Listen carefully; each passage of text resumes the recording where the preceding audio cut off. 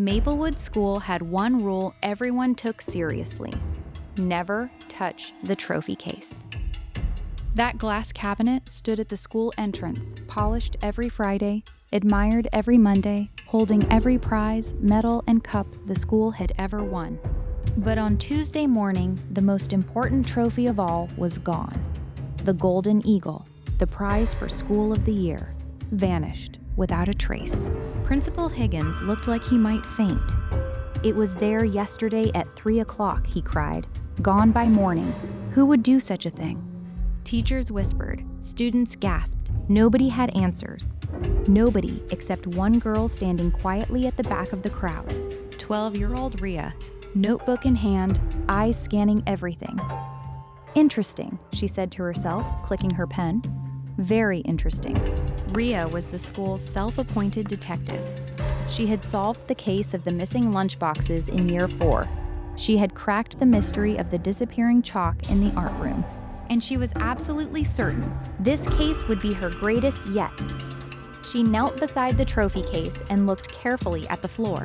There, just beneath the cabinet, was a single muddy footprint. And beside it, a tiny scrap of torn red fabric caught on the cabinet hinge. Riya smiled.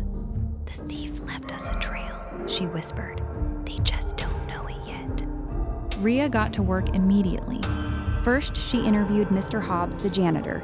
He had mopped the floors at 4 o'clock and spotted someone lingering near the trophy case. "Couldn't see the face," Mr. Hobbs said, "but they were wearing something red. Red, like the torn fabric on the cabinet." Next, Riya spoke to a girl named Priya from year 6 who had stayed late for science club. "I saw someone near the trophy case around 5, Priya said quietly. "They had muddy shoes. I thought it was odd because it hadn't rained." Muddy shoes, indoors, on a dry day. Riya wrote it all down and underlined it twice. That mud had come from somewhere specific. Riya followed the footprints. Faint, irregular, but there if you knew where to look.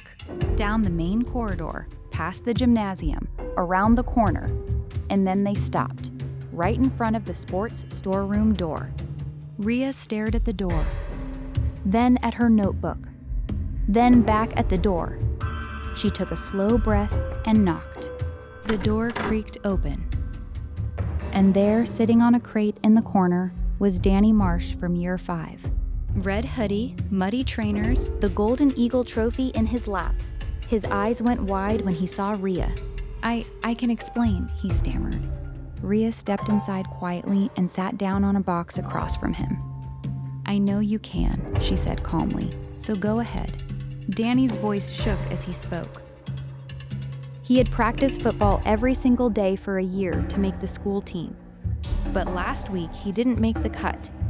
And yesterday, he had walked past the trophy case and seen the Golden Eagle, the trophy his older brother had helped win 3 years ago. "I just wanted to hold it," Danny said quietly, "to feel like I was part of something. I wasn't going to keep it. I didn't want to feel invisible anymore." Silence filled the storeroom. Riya looked at him for a long moment. "You're not invisible, Danny," she said. "You just haven't been seen yet." Danny returned the trophy himself.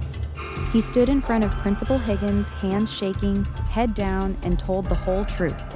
Every word of it. Principal Higgins was quiet for a long time. Then he placed a hand on Danny's shoulder. "It took courage to come back," he said. "More courage than taking it in the first place." Danny looked up. "The football trials run again next month," Higgins added. "I expect to see you there." The Golden Eagle was back where it belonged. The school let out a collective sigh of relief, and Riya clicked her notebook shut, case closed. But what she remembered most was not the clues, not the footprints, not the torn red fabric. It was the look on Danny's face when someone finally stopped and listened. Everyone makes mistakes. What matters is what you do next. The truth is always braver than the secret. And sometimes the greatest mystery to solve is not a missing trophy. It is a person who is quietly asking to be seen.